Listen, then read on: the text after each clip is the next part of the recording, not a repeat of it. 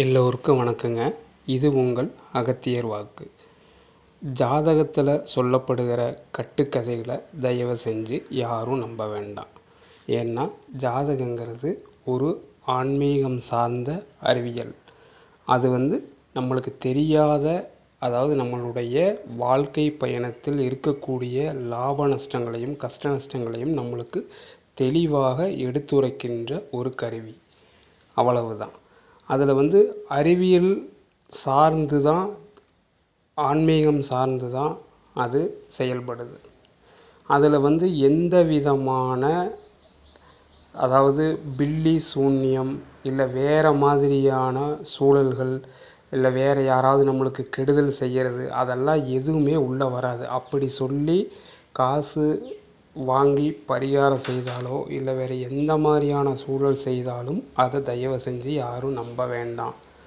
ஏன்னு கேட்டிங்கன்னா, உங்களுக்கு ஜாதகம் நல்ல நிலைமையில் இருந்ததுன்னா, உங்களுடைய பூர்வ ஜென்ம கர்மா நல்ல முறையில் இருந்ததுன்னா நிச்சயம் நீங்கள் வெற்றி பெறுவீர்கள்.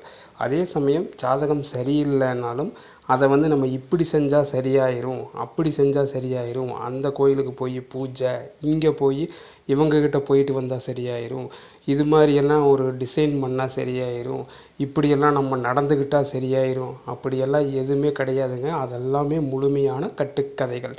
அந்த மாதிரியெல்லாம் எதுவுமே கிடையாது.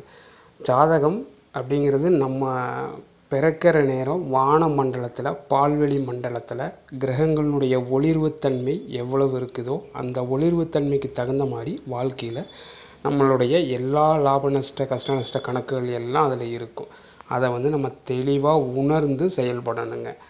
அதை விட்டுட்டு நம்ம ஒரு பூஜை புனஸ்காரமோ ஆத்ம திருப்திக்கு நம்ம இறை வழிபாடு எப்பொழுதுமே எடுத்துக்கலாங்க. சரிங்களா? அது வீட்டில் உட்காந்து நம்ம ஆத்ம திருப்தியோட வழிபாடு செய்தாலும், உண்மையான முறையில் வழிபாடு செய்தாலும், கோவிலுக்கு போய் செய்தாலும் ஒன்று தான்.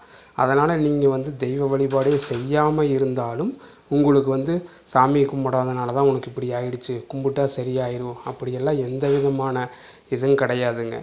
என்னன்னு கேட்டிங்கன்னா, தெய்வம் சன்னதிக்கு நம்ம போகும்போது, இறை வழிபாடு எடுத்துக்கும் போது நம்மளுடைய மனமானது ஒரு தெளிவு நிலை பெறுவதற்கு ஒரு உதவி இருக்கும். ஏன்னு கேட்டிங்கன்னா, ஆலயம் தூய்மை செய்யப்பட்ட பகுதி. அந்த இடத்துல ஆலயத்தில் பார்த்திங்கன்னா நிறைய சமிகைகள் எப்பொழுதுமே அந்த இடத்துல இருந்து கொண்டே இருக்கும். பிரபஞ்ச விதிகள் செயல்பட்டு கொண்டு இருக்கும். அப்போ போகும்போது நமக்கு வாழ்க்கையில் இருக்கிற அந்த ப்ராப்ளத்துக்கு எல்லாத்துக்கும், பிரச்சனை எல்லாத்துக்குமே சொல்யூஷன் அந்த இடத்துல ஏதோ ஒரு மெசேஜாக நம்மளுக்கு கிடைக்கும். அந்த மாதிரி நம்மளுக்கு கிடைக்கலன்னா